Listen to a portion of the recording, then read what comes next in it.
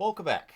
All right, so over the years, I've learned that there are certain players that no matter how highly thought of they are, no matter how highly they're rated, there's going to be a discussion of this guy's not thought of enough. This guy's definitely not rated enough.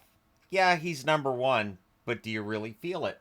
So I'm gonna go through and I'm gonna go ahead and give my opinions on who I feel like should win awards this year and who should be the first and second team All Stars, based on what I've been reading just online from hockey fans and just from how amazing certain players are. So the Hart Trophy absolutely has to go to Sasha Barkov, the most complete best player in the National Hockey League, and that doesn't seem to be in much debate. Now the Ted Lindsay Award is for player vote, so I shouldn't predict the player vote, but I'm going to go ahead and do that and say Barkov. Barkov wins the Ted Lindsay as well. Um, I think it's pretty self-explanatory as MVP and as the best player in the league. It's all Barkov.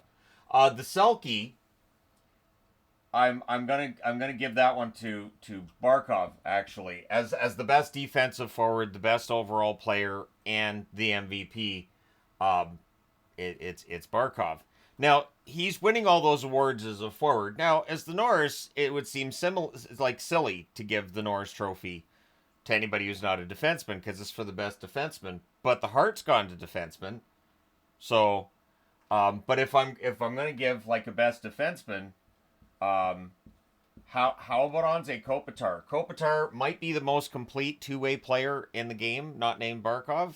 Or if you're of the opinion he's the best two-way player in the game, and to heck with Barkov, then there you go. In fact, why don't we give? You know what? The Vezina should be tied. It should be Kopitar and Barkov because last I saw, they've never allowed a goal. I've looked the stats up and down. Kopitar and Barkov have never allowed a goal separately or collectively allowed a goal. So that would leave Kopitar and Barkov as your Vezina winners. Now, Jack Adams is for Coach of the Year. It seems silly to give it to a player unless you're giving that to Barkov because I mean, have you seen how the players listen to him on the ice? It's like children with Mister Rogers. It's crazy.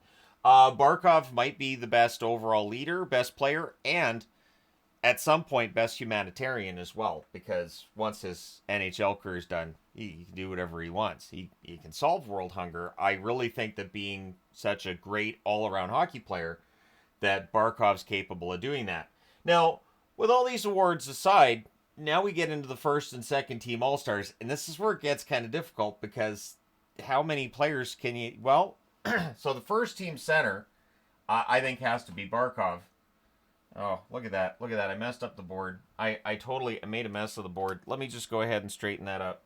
I'm so embarrassed. I hope Barkov doesn't see this, and I hope Kopitar doesn't either because it's embarrassing. I smudged the board like that. So first team All Star at center. It kind of has to be Barkov based on all the awards. Second team All Star at center kind of has to be Kopitar. And when anybody says what about Connor McDavid, you just go yeah, like he plays defense. That's the answer. That is the all encompassing answer for vast majority of forwards in the NHL. If you want to argue them against Kopitar or Barkov, the answer you're going to get back is derision of he doesn't play defense. Now on the left side, the first team All Star, I think Kopitar, a little bit better on the left side, and so I'll make Barkov the second team All Star because I don't want this to get silly and just have Barkov as all of the first team. Although when it comes to the right wing and playing that position, I mean he Barkov likely would knock that out of the park. But it's hard not to put Kopitar there as well because honestly, yeah. First team defense. We'll go ahead and put Jacob Slavin there because I mean Slavin is vastly underestimated and underrated, and so he should go there alongside Forsling because you have to get Forsling on the board or else people don't feel good about you and they tell you about it. And then on the second team, there on the blue line, I mean, kind of has to be Barkov and Kopitar. It kind of has to be them. They're just so good defensively, just so absolutely fantastic. And then when it comes to goaltending, well, I mean the Vezina is shared between Kopitar and Barkov, so I would say first team is Kopitar, second team would be Barkov, and I hope that I did this right.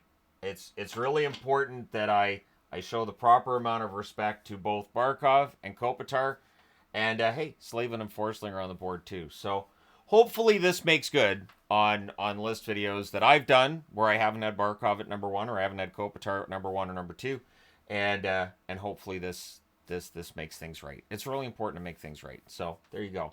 Let me know your thoughts in the comment section below as always. Don't forget to hit like and subscribe in the event you may not have done so already. But thank you guys so much for all your support. And seriously, Barkov and Kopitar, it's really their league. We have the joy of watching it. It's really what it is.